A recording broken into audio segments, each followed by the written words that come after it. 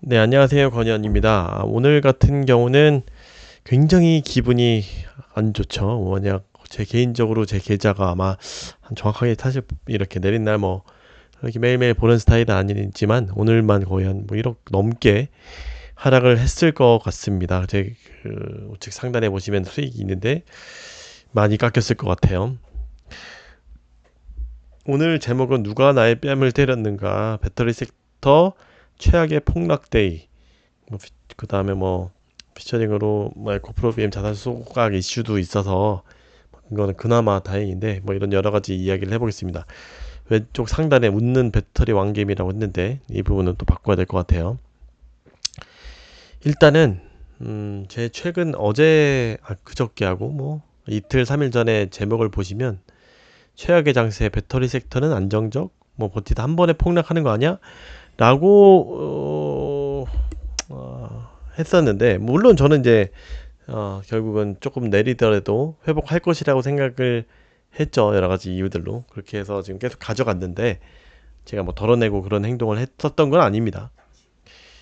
근데 이렇게 또 현실화 되니까 근데 이 정도 솔직히 내릴 줄은 몰랐어요. 어느 정도 한번 이게 어느 정도 같이 시장이 너무 벌어지면은 한 번은 터질 것 같다라고 예상을 했었던 거는 뭐 제 방송에 충분히 녹아져 있을 것 같고요. 근데 그것을 넘어서 터졌죠. 터졌지만 이렇게 터질 줄은 몰랐다. 개인적으로 생각을 합니다. 또 그 다음에 뭐 배터리 폭락을 예측했다. 뭐 이렇게로 제가 또 뭐 자화자찬을 했었죠. 근데 오늘 같은 경우는 이렇게 폭락을 내릴 줄은 알았었죠. 당연히 어느 정도 시장이 너무 배터리 섹터하고 이격이 커지기 때문에. 그런데 이런 상황에서 이 불안한 상황에서 저같이 이렇게 많이 투자하는 사람들도 불안해하는 상황에서 기관들은 또 얼마나 더 불안하겠습니까? 저보다 훨씬 더 많은 큰 돈을 굴리는데 그런데 어, 뺨을 때리는 그런 뉴스들이 좀 나왔던 것 같아요. 한번 뭐 뉴스들은 또 제가 한번 같이 볼 건데 음, 한번 보면은 저도 약간 오늘 좀 피곤한 데다가 지금 아직 정확하게 제 원하는 분석은 하지 못했지만 제가 나름의 이유들을 뭐 한번 좀 얘기는 해볼게요.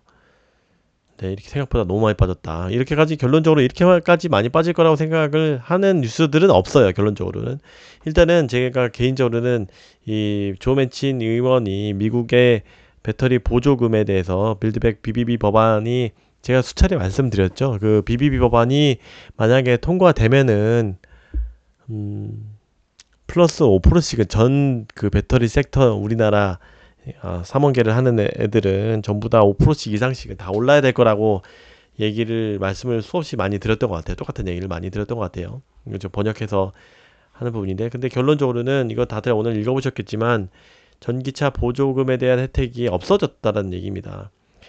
음, 조 맨친 상원의원은 민주당의 부합제 EV에 대한 4,500달러의 혜택을 포기했다고 밝혔다. 근데 아직 뭐 아직 불분명하다 뭐 이런 얘기가 있지만 어, 이 부분이 만약에 추가됐다라고 하면은 미국의 전기차 지금 보급률이 뭐 10%도 안 되는데 굉장히 빠르게 가속화를 시켜줄 것이라고 기대됐었던 부분이죠. 근데 다만 바이든이 지금 요즘에 너무 인기도 없고 이 정치적인 파워가 없었던 부분이라서 이게 좀 늦어졌던 부분도 있는데 이게 뭐 8월이나 9월 그 중간 선거 전에는 통과될 것이라고 예상을 했던 부분인데 5% 오를 것이라고 사실 기대가 어쩌면 시간 문제라고 생각을 했던 부분이에요. 이거 제가 뭐 미국 정치까지는 이렇게 모르겠지만 제가 가지고 있는 루트를 동원해서 여러 가지 리포트들이나 뉴스들이나 이런 흘러가는 흐름들을 봤을 때 이거는 나 뭐 통과될 것이라고 기정사실화 됐던 부분인데 통과가 안 됐습니다. 오히려 그리고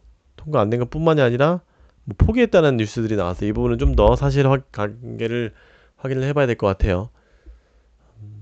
그렇다고 해도 이게 뭐 언제 나온 뉴스인지 제가 뭐 시장을 다 보진 않았었는데 22일 오전에 나왔던 뉴스에서 처음부터 이렇게 시장이 많이 빠졌던 부분은 또 이게 설명이 또 안 돼요. 아침에 이거가 문제가 된다고 하면 기관들이 뭐 아침에 시작하자마자 던졌어야 되는데 그것도 아니고 점점 빠졌던 것 같아요.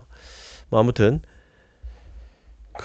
기관들의 마음을 어떻게 알겠냐마는 플러스 5% 오를 것이라고 생각했던 부분이 오히려 악재로 작용해서 그 부분을 5% 이상씩을 꺾은 1차적인 원인이 됐었을 것 같긴 합니다.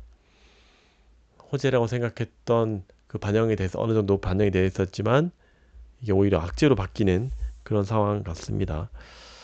그렇다 해도 이 정도의 하락폭은 인정이 되지는 않습니다. 뭐 제가 인정 안 된다고 해서 뭐 더 하락될 건 아니지만 개인적인 투자 뭐 펀더멘탈 항상 저는 악재가 생기면 뭔가 이게 이게 오늘 사실 이 제가 서두에 말씀드렸듯이 워낙 이격이 벌어지는 상황이어서 뭔가 내릴 거는 같았긴 했었어요. 근데 다만 이렇게 못 내릴 거라고 생각을 못 했던 부분이긴 한데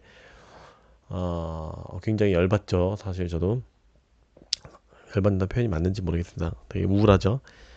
그렇다고 해서 뭐 물론 제가 장기 투자자의 마음으로서 이것 때문에 뭔가 음, 영향을 받고 그렇지는 않습니다. 근데 다만 이제 계속 시황을 전달 드리는 입장으로서 이거 어쨌든 충격적이었고 또 매일 보고 있는 상황에서 충격적인 부분은 뭐 부정하지는 않겠습니다. 하지만 뭐 저는 오히려 오늘도 한 2천만 원 정도를 오히려 매수를 했었어요. 제가 가지고 있는 현금이 조금 남아 있어서 많이 좀 줄어들고 있긴 하지만 이거는 너무 심한 폭락이어서 제가 항상 말씀드렸듯이 폭락이 나면 이 펀더멘탈에 영향이 있는 뉴스인가를 보는데 이거는 조금 영향이 있는데 너무 이게 좀 낙폭이 커서 좀 매수를 했던 부분이고요. 뭐 또 거기에다가 지금 우리나라 전체적으로도 장이 또 미국 장이 나스닥이 그때는 또 안 좋았다가 지금 제가 촬영을 하고 있는 8시 정도 넘어서는 또 나스닥이 또 상승 전환을 했습니다. 와, 또 뭐 1.2%까지 올랐네요. 아까는 또 빠지는 것 같더니 완전히 좀 잘 안 도와주고 있습니다. 우리나라 환율도 지금 1,300원이 넘는 굉장히 불안정한 상황인데 여러 가지 악재가 뭐 매크로적인 부분과 그 지금 막 아주 울고 싶은 상황에서 지금 뺨을 때린 뉴스가 뭐 이런 것들이 있을 수 있을 것 같고 또 오늘 또 머스크의 뉴스도 나왔죠. 상하이 공장이 2주 동안 랩업을 한다고 해서 생산량을 더 늘린다고 해서 2주간 가동을 중단되는 뉴스가 나왔긴 했었죠. 근데 그거는 뭐 사실 뭐 자기네들이 원해서 물론 이제 지금 반도체나 물류 같은 수급이 완벽하지 않은 상황에서 램프업을 하는 부분은 뭐 최적화 미래를 위한 일이라고 생각해서 나쁜 뉴스는 아니라고 생각해요. 또 이 뉴스도 나왔긴 했습니다. 돈 태우는 영광로다.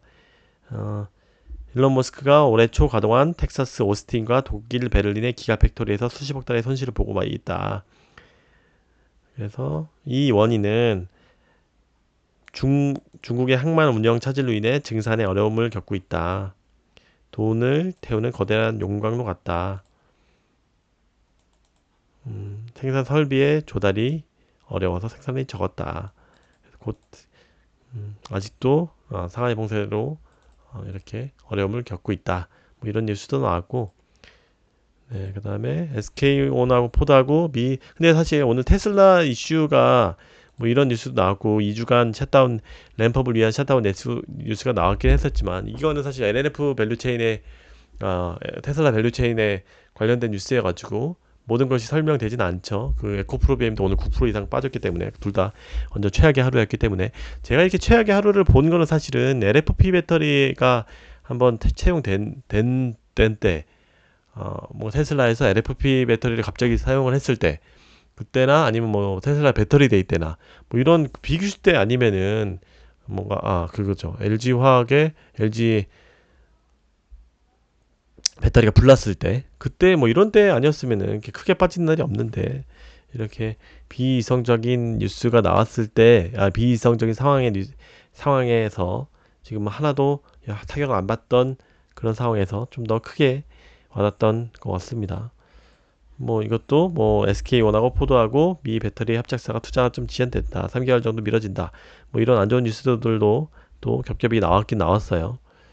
그 다음에 뭐 신장산 수입 금지 미 법률 발효됐다. 강한 고치를 권익수호. 해서 여기 부분은 신장 원료나 노동력이 투입된 제품도 금지해서 면화나 리튬이온 배터리에도 영향이 있다. 그래서 여기에 보시면 중국은 전 세계 리튬이온 배터리의 75% 생산하는데 여기에 이제 좀 깊숙이 관련이 돼 있다. 뭐 이런 부분도 뭐 영향은 간접적으로 미쳤다고 봅니다. 굉장히 그렇다고 해서 이렇게까지 빠질 건가는 아니라고 생각합니다. 제가 목까지 안 좋네요. 그래서 타고 좀 나쁜 뉴스들을 말씀드렸는데 마지막은 뭐 이게 저도 한번 지금 퇴근을 한 지 얼마 안 돼서 좀 더 뭔가 펀더멘탈을 흔들 만한 뉴스가 있었는지 이 부분은 한번 더 찾아보도록 하겠습니다. 아직까지 제가 봤을 때는 없었어요. 그런 다음에 또 그러던 상황에서 다행히 지금 에코프로비엠이 지금 소각 결정을 내렸죠. 지금 이 장 끝나고 나서 공시가 떴습니다. 지금 420억 정도의 소각인데 뭐 되게 완전 호재죠. 지금 그래서 장 시장 외가 한 2% 정도 올랐던 걸로 기억을 하는데 2, 3% 정도. 야, 근데 저는 2차전지에서 지금 개인적으로 생각한 게, 야, 이거 잘못 봤나 생각했어요. 2차전지에서는 그렇게 돈이 많이 필요한 산업인데, 이렇게, 소가까지, 지금 증설에 쓰지 않고, 이 운영 자금을 쓰지 않고, 이렇게 썼다는 부분은 굉장히, 그래도 주주 친화적인 정책이죠. 소각이. 보면은, 소각이 되면은 한 주당 가치가 나머지에 가지고 있는 사람들의 가치가 높아지고 주가도 상승한다. 그래서 매입해서 소각하기 때문에 대주주 지분율이 상승하게 돼서 대주주의 소유 구조가 안정된다. 그래서 애플 같은 애들이 굉장히 자사주 소각을 몇 조씩이나 하고 있죠. 삼성은 왜 안 하는지는 모르겠지만. 그래서 굉장히 물론 이 부분도 있죠. 이 배당을 받는 이 얘기도 있더라고요. 배당을 받는 금액을 이거는 어차피 또 세금도 띄니까 이런 부분은 또 이렇게 주주 친화 정책도 하고 또 유증가도 올라갔고 목표 금액보다 1,400억 원이나 더 모집이 됐죠. 그런 부분에도 있고 그리고 어느 정도 투자가 해외 공장에 책정돼 있는 금액들이 있을 거고 어느 정도 좀 유휴 자금이라고 볼 수도 있는 부분인데 이 주주 친화 정책을 했긴 했습니다. 물론 이제 여기에 말씀드렸듯이 대주주의 소유 구조도 더 안정화시키는 부분도 있겠지만 그런 다음에 또 이쪽에서 이동채 회장이 굉장히 이런 많은 노이즈들이 있었죠. 그런 거버넌스 이슈 관련해서 윤리적인 문제들이 있었던 찰나에 이런 시장과 적극적으로 호흡하겠다라는 그런 얘기도 진실되게 그 부분은 얘기를 했기 때문에 이런 부분에도 또 있어서도 그 후속 조치의 하나라고 보고 있습니다. 뭐 이 부분은 뭐 굉장히 좋은 뉴스로 볼 수 있을 것 같아요. 그리고 또한 이제 LNF 관련해서도 이 레드우드가 굉장히 뉴스가 지금 이거를 그 유럽이나 미국에 대한 청사진이 나올 거를 굉장히 시장의 기대치보다 더 높게 나올 거를 기다리고 있는데 안 나오고 있습니다. 근데 이 부분은 뭐 도요타하고 또 레드우드하고 이렇게 같이 참여한다는 뉴스, 좋은 뉴스가 나왔습니다. 그래서 뭐 이런 부분은 또 기존에 프리우스 이런 얘기도 있더라고요. 프리우스를 굉장히 오랫동안 10년 넘게 많이 보급이 됐었는데 하이브리드로 이런 부분도 폐배터리로 활용을 할 수 있는 부분도 있고 장기적으로 이 부분은 양극재 쪽도 얘네들도 토요타도 그런 부분이 부족하기 때문에 이런 부분은 좀 더 LNF하고 직접적인 향후에 그 OEM 업체 그 여러 개의 OEM 업체 얘기가 있죠. 뭐 그 싱글 단결적 양극재 같은 경우도 이제 파우치 배터리에 좀 더 적용될 부분도 있는 거고 현대차 같은 경우에도 가능성이 있고 이 도요타도 좀 더 가능성이 있는 업체로 보셔도 될 것 같아요. 이 부분은 제가 한번 또 모아가지고 특집처럼 말씀드려 보겠습니다.